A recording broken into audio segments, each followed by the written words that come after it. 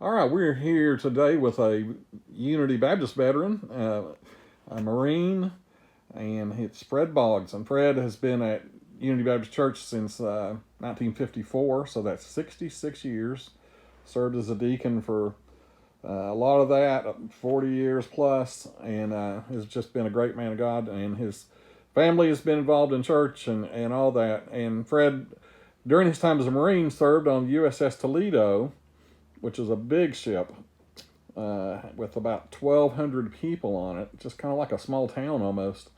And he was on in the waters around Japan and around in that area for 26 months. You can imagine living on a ship for 26 months. So, Fred, how was that? You're on the water. Do you even feel it, or does it feel like you're just on land?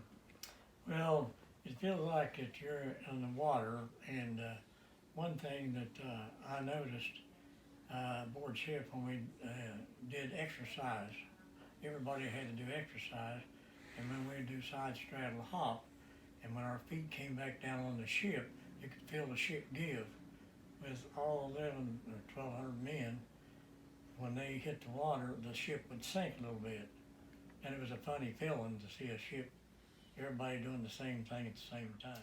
Well, when the ship was at sea, we had church every Sunday, but it was comprised of a sailor generally playing the organ, a portable organ, on the fantail, and so we would sing and a lot of hymns, and then our chaplain would have a message, a sermon, and then we would, after it was over, then we would go back to our regular duty.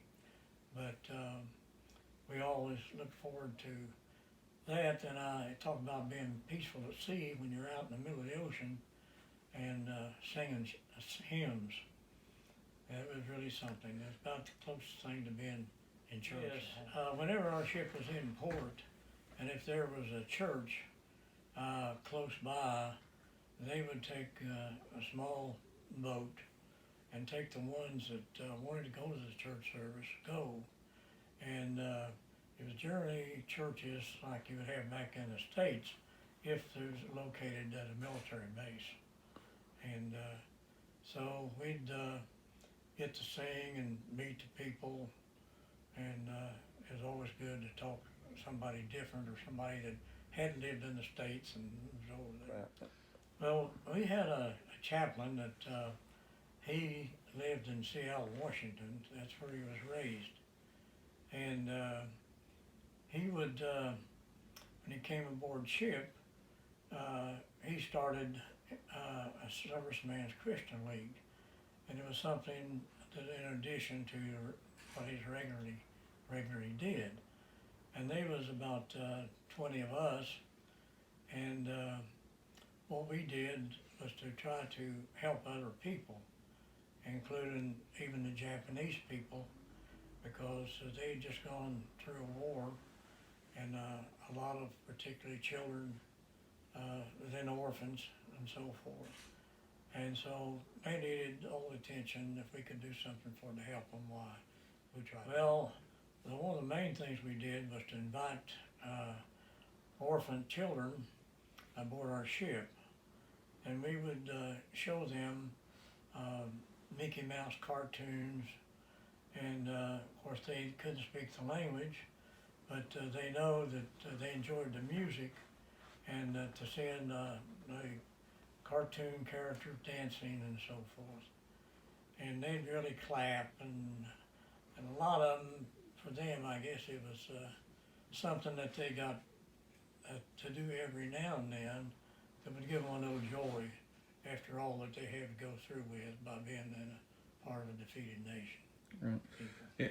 In your mind's eye, can you kind of picture those kids still? I mean, I know it's been a long time ago. Oh yes, I can picture the kids mainly by when they were sitting, and watching the movie or the cartoons and so forth, and they'd look at one another and laugh and clap and just seeing a smile on their face, which I imagine they didn't have too many occasions To help them. Well, the things that they had, they didn't have all the food and stuff, I guess, that they would normally have if it was during normal conditions.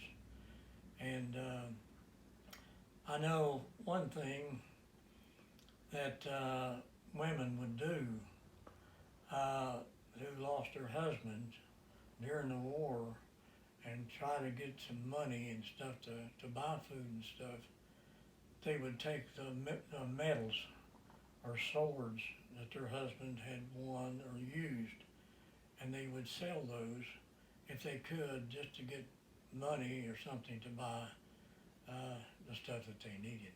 What's that story? Well, there was about 3 of us Marines out one time on Liberty, and we went into the store, and there was a little girl there that I assume she was about 7 years old, but her shoes were ragged and her clothes, and you could tell by looking at them, it looked about like a rag. But we talked to the proprietor of the store, or the lady that worked there. She could speak English, and we told her, said, what we wanted to do, we wanted to outfit that little girl from her feet up to the top of her head.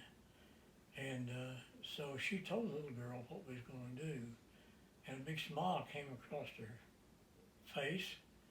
And so we did. The lady fitted her out with her little sandals and up to the top of her head.